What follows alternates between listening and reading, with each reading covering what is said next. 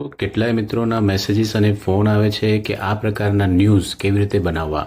તો આજે આપણે આ વિડીયો જોવાના છીએ જેમાં હું તમને સમજાવીશ કે આ પ્રકારના ન્યૂઝ કેવી રીતે બનાવવા. તો સૌપ્રથમ આપણે આપણા ફોનની અંદર ગૂગલ ક્રોમ આપણે ઓપન કરી દેવાનું છે. અહીંયા મેં ગૂગલ ક્રોમ ઓપન કર્યું છે. ત્યાં આપણે સર્ચ કરીશું notebook LM. Notebook LM search કરતાની સાથે જ આપણને આ પહેલું જ નોટબુક LM માટેની લિંક મળે છે. એના ઉપર ક્લિક કરીશું. તમે પ્રથમવાર આવતા હશો ત્યારે ટ્રાય નોટબુક LM પર ક્લિક કરવાનું રહેશે. પહેલી વખત જ્યારે નોટબુક LMમાં લોગિન થાવ ત્યારે અહીંયા સેટિંગ પર જવાનું. સેટિંગ પર ક્લિક કરતા સાથે જ અહીંયા આપણને આઉટપુટ લેંગ્વેજ પૂછે છે. ત્યાં આપણે બાય ડિફોલ્ટ ગુજરાતી સેવ કરી દેવાની રહેશે, જેથી આપણને જે પણ આઉટપુટ મળે એ ગુજરાતીમાં મળે. જ્યારે હવે નવી નોટબુક આપણે બનાવતા હોઈએ ત્યારે અહીંયા ઓપ્શન આવે છે ક્રિએટનું. ક્રિએટ ઉપર આપણે ક્લિક કરીશું અને અહીંયા આપણે કોઈ સોર્સ અપલોડ કરવાનો છે.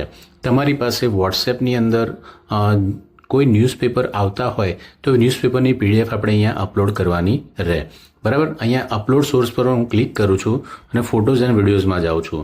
ત્યાં હું આજની તારીખનો આપણે કોઈ પેપર સર્ચ કરી લઈએ છીએ. દાખલા તરીકે સરદાર ગુજરી, જેનું પેપર મને અહીંયા વોટ્સએપમાં મળે છે.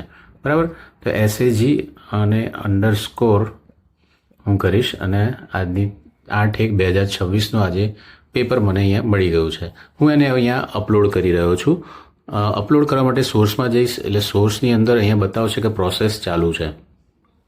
પ્રોસેસ પૂર્ણ થતાં સાથે જ અહીંયા ચેટમાં એ વસ્તુ દેખાશે. અત્યારે પ્રોસેસ ચાલુ છે, એકાદ મિનિટ લે એ આપણે રાહ જોવાની રહેશે. જોઈએ, આપણે અહીંયા થઈ ગયું છે અને ચેટની અંદર એ લખીને પણ આવી જશે. પણ જ્યારે આપણે ઇન્ફોગ્રાફિક બનાવવા છે તો સ્ટુડિયોની અંદર જઈશું. સ્ટુડિયોની અંદર અહીંયા જોઈ શકો છો, અહીંયા ઇન્ફોગ્રાફિક લખેલું આવે છે. તમે અહીંયા જોઈ શકો છો. ઇન્ફોગ્રાફિકમાં પેન પણ અહીંયા છે. તો પેન ઉપર અહીંયા ક્લિક કરીશ.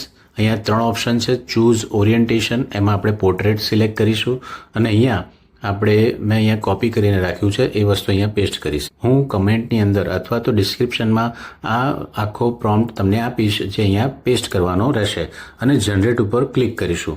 એ કરતાની સાથે જ અહીંયા એક પ્રોસેસ શરૂ થશે અને તમે નીચે જોઈ શકો છો જનરેટ ઇન્ફોગ્રાફિક પ્રોસેસ શરૂ થઈ ગઈ છે.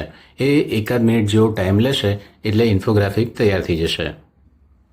તો તમે અહીંયા જોઈ શકો છો કે ઇન્ફોગ્રાફિક તૈયાર થઈ ગયું છે. એના ઉપર હું ક્લિક કરીશ એટલે આપણને સરસ મજાનું ઇન્ફોગ્રાફિક જોવા મળશે, જે આપણે અહીંયાથી ઉપરની બાજુ ડાઉનલોડનું ઓપ્શન આપેલું છે, જે અહીંયા હું તમને ક્લિક કરીને બતાવું છું. અહીંયા ડાઉનલોડનું ઓપ્શન આપ્યું છે, ત્યાંથી આપણે ડાઉનલોડ કરી દેવાનું રહેશે.